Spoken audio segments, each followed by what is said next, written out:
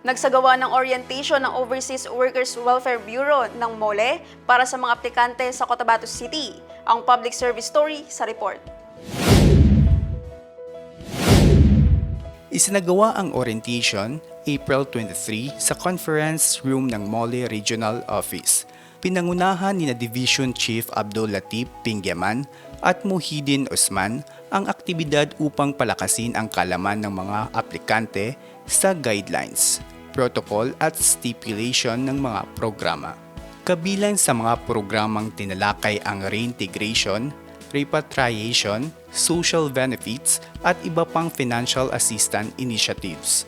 Ayon kay Director Anwaruddin Tayuan, patuloy ang suporta ng OWWB sa mga overseas Bangsamoro workers sa pamamagitan ng pagbibigay ng oportunidad at gabay sa kanilang aplikasyon. Nagbigay rin siya ng mahahalagang paalala upang mapadali ang proseso ng kanilang aplikasyon. Ayon sa MOLE, layunin ng programa na matulungan ang mga returning workers na magkaroon ng kabuhayan at matiyak na walang manggagawang maiiwan.